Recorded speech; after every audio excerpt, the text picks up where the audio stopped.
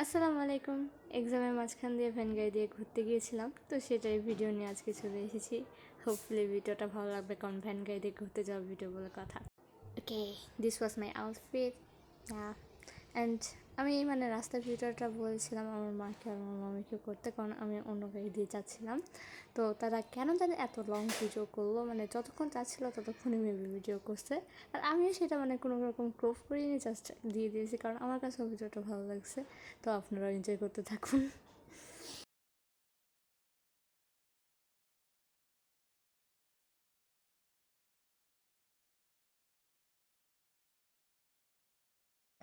প্রায় 3 ঘন্টা জার্নি করে চলে এসেছি আমরা আমাদের গন্তব্যস্থলে, যদিও প্রায় 30 মিনিটও লাগে নাই, মানে কথার কথা। সো এটা ছিল আমার মামি আর আমি।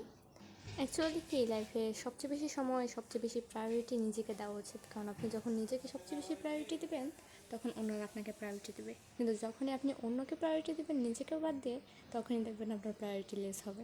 তাই আমি বলবো আপনার সবসময় আগে নিজেকে প্রায়োরিটি। তো এখন আমরা এখানে একটি সময় কাটিয়ে চলে গিয়েছিলাম একটি কেফে। তো এই ভিডিওটা মেবি আমার ওই যে ফার্স্টে যে ভিডিওটা দিয়েছিলাম না, ওইটাই ছিল। আমি মানে তারপরে মানে এখন ভয়েস এডিট করতে গিয়ে ভয়েস দিতে গিয়ে তারপর বুঝলাম।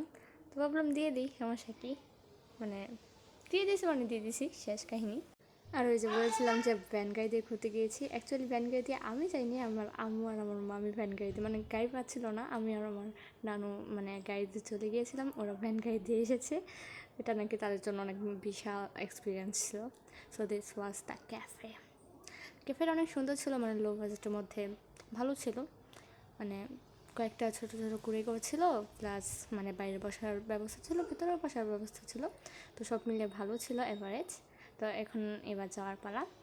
হোপফুলি ভিডিওটা ভালো লেগেছে, যদিও ভিডিওটা ভালো লাগার মতো কিছুই ছিল না।